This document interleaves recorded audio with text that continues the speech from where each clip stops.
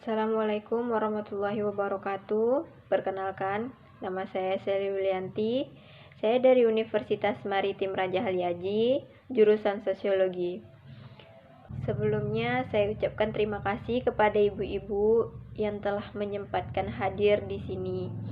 Saya ingin bertanya, dusun apa saja sih yang ada di desa ini? Jadi, dusun-dusun yang ada di Desa Pacitan itu ada dusun Kamboja, dusun Kenanga, sama dusun Melati. Baik, terima kasih.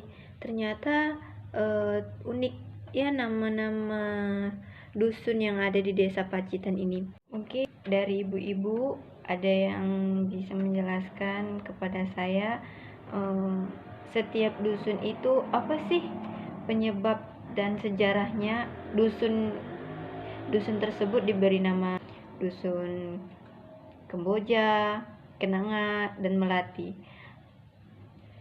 Baik, Assalamualaikum warahmatullahi wabarakatuh. Nama saya Nurul Suhaida. Saya merupakan salah satu warga yang berasal dari dusun Kamboja. Jadi, dusun ini disebutkan sebagai dusun Kamboja dikarenakan merupakan nama dari zaman nenek moyang kemarin. Maka dari itu, nama dusun ini tetap menggunakan nama dusun yang lama, yaitu dusun Kamboja.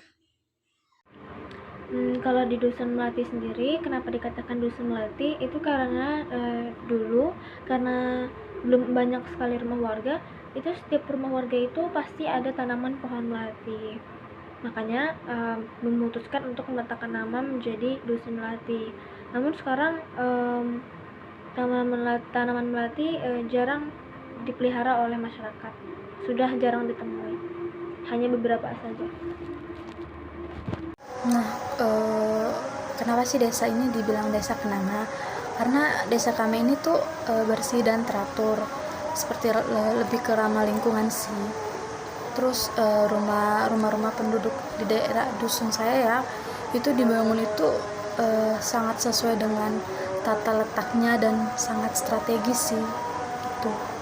Jadi Bu, di sini itu lebih dominan dengan nama-nama desanya itu nama-nama bunga ya gitu. Terus Bu, tadi saya datang ke sini, saya juga melewati beberapa perkebunan gitu kan.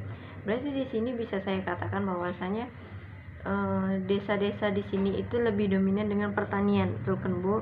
Ya. Terus itu pertanian di sini atau desa di sini itu lebih banyak digunakan, atau desa orang-orang sini tuh banyak menanam apa ya Bu, kalau boleh saya tahu? Baiklah, saya dari masyarakat dusun Melati. Lahan yang digunakan di dusun Melati itu cenderung lebih kepada area pertanian masyarakat sama pemukiman warga. Pertanian masyarakatnya itu sendiri banyak yang menanam umbi-umbian seperti jagung, lalu tanaman-tanaman tomat dan cabai. Kalau dari desa Kenanga sendiri ya, itu kalau guna lahannya itu lebih ke pertanian, dan tanaman yang ditanam itu ya seperti padi dan cabai. Dan kalau untuk pemukiman itu ya pemukiman warga sih. Di sini itu jenis tanahnya itu tanah apa ya Bu? Soalnya saya melihat di sini itu sepertinya tanaman-tanaman yang kayak seperti Ibu sebutkan tadi itu terlihat subur. Sudah saya sebutkan ya tadi pada tanaman apa yang biasa ditanami, dikarenakan tanah ini tanah aluvial atau tanah bekas endapan lumpur yang biasa terdapat pada dataran rendah, maka tanah pada dusun kami ini biasa disebut atau dikenal sebagai tanaman aluvial. Dan kalau jenis tanahnya di sini ya tuh sama sih seperti dusun-dusun yang lain, itu bersifat aluvial. Terus sumber air yang ada di desa Pacitan ini itu sumber airnya dari mana? Sumber dari sumur kah, atau dari aliran sungai, atau juga dari air PDAM atau sebagainya gitu? Jadi pada daerah kami ini terdapat dua ya sumber air, yaitu ada air pada daerah pemukiman dan juga air pada atau jenis air pada lahan. Maka kalau pada daerah pemukiman atau daerah datar, maka biasanya menggunakan air bekas galian sumur atau air sumur. Dan juga kalau pada daerah yang lahan itu biasanya menggunakan air sumur. Kalau di dusun kami sumber airnya itu berasal dari aliran air sungai, dan juga kalau dari pemukiman itu dia dari sumur bor atau sumur gali sih. Potensi seperti apa sih yang terjadi di 3 dusun di sini tuh, Bu? Potensi yang saya sadari ada di dusun Melati itu karena tempatnya cukup dekat ke pemukiman warga, jadi untuk lalu lalang ke lahan pertanian itu sangat mudah sekali karena dekat dengan jalan pemukiman warga juga. Jadi jika ditanyakan potensi apa yang dimiliki oleh dusun kami ini, jadi tadi sudah saya jelaskan ya, ada dua daerah pada dusun kami, itu ada daerah pemukiman atau daerah datar dan juga daerah yang berlahan. Jadi kalau daerah lahan ini dikarenakan tanahnya itu tanah subur, maka dapat meningkatkan jumlah produksi pada tanaman. Nah, kalau pada daerah pemukim, potensi yang dimiliki dikarenakan jaraknya dekat dengan daerah perumahan, maka akses yang dimiliki juga lebih mudah. Baik, mungkin di sini Ibu sepertinya menerima saya dengan baik. Saya berterima kasih. Terakhir mungkin pertanyaan dari saya terhadap Ibu di sini, karena mungkin waktu yang diberikan juga tidak banyak untuk saya, jadi saya mempercepat waktu juga. Permasalahan apa sih Bu yang sedang dialami di desa ini?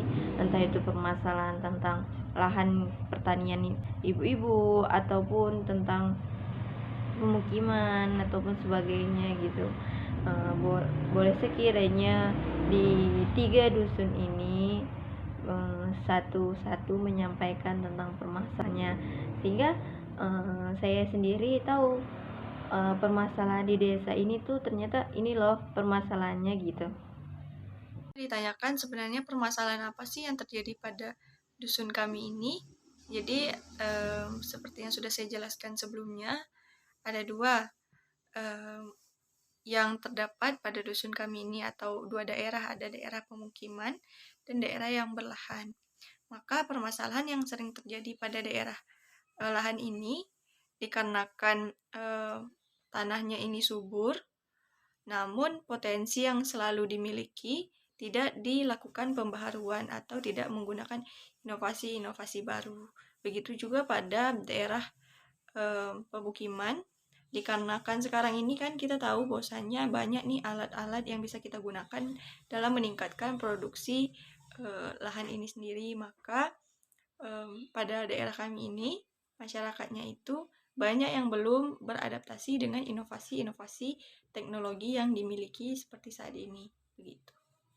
Masalah yang ada di dusun Melati itu sendiri itu sulitnya masyarakat dalam menerapkan inovasi untuk memperbaiki kegiatan usaha tani, karena masyarakat masih menggunakan cara-cara tradisional seperti menggunakan cangkul atau alat-alat manual lainnya dalam hal pertanian, dan itu cukup memakan waktu, apalagi petani-petani di dusun Melati ini rata-rata adalah pekerjaannya itu dilakukan sama golongan lansia gitu.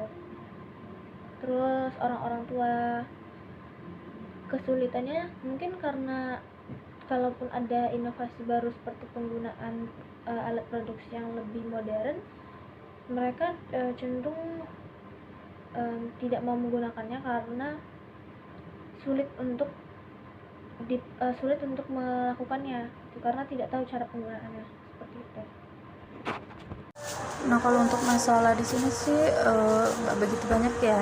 Kalau dari dusun kami, kalau dari lahan ya, dari segi lahan itu kesuburan tanahnya kan karena beberapa tahun ini udah kurang bagus ya, mulai menurun karena ada beberapa sikap masyarakat yang membuat menurunnya pertanian ini. Dan untuk dari pemukiman itu ya sulit sekali untuk masyarakat dalam menerapkan inovasi baru. Baik, terima kasih atas jawaban dari ibu-ibu sekalian. Dari sekian jawaban tadi, saya bisa menarik kesimpulan bahwasanya di desa ini itu lebih mayoritasnya petani gitu, dengan tanahnya yang subur, terus itu mendukung untuk para warga di sini untuk menanam umbi-umbian atau sayur-sayuran gitu. Terus itu permasalahan di sini itu karena masyarakat di sini itu tidak menginginkan atau mencoba hal baru, seperti kita tadi ada disebut sama dengan dusun Melati bahwasannya lebih banyak orang menggunakan manual seperti cangkul gitu. Jadi kalau seandainya kita tahu nih, sekarang orang lebih banyak menggunakan quick atau tenaga tadi disampaikan juga ya sama dusun Melati bahwasannya banyak menggunakan manual gitu seperti cangkul. Dan seandainya nih saya pribadi mengusulkan atau menyarankan kepada bapak-bapak atau ibu-ibu di sini untuk menggunakan tenaga kayak tenaga kerbau atau quick. Biasa tuh quick yang biasa untuk membantu dari segi tanah ataupun tanaman, supaya ibu-ibu dan bapak-bapak tidak kecapean lagi untuk menggunakan tenaga manual seperti cangkul itu. Quick itu juga untuk mempermudahkan bapak-bapak atau ibu-ibu yang bekerja di sini gitu. Itu sedikit saran dari saya gitu. Oke, mungkin segitu saja yang dapat kita diskusikan untuk hari ini. Nanti dikirakan ada lain waktu saya berkunjung atau bertanya-tanya kembali sama bapak di ibu. Mungkin itu saja yang dapat saya sampaikan. Saya pribadi mengucapkan terima kasih sebanyak-banyaknya karena bapak dan ibu sudi berpartisipasi di sini dan memberikan sedikit kejelasan atau pemberitahuan kepada saya. Mungkin terlebih dan terkurang saya mohon maaf. Saya akhiri dengan wabillahi taufiq wa hidayah. Wassalamualaikum warahmatullahi wabarakatuh.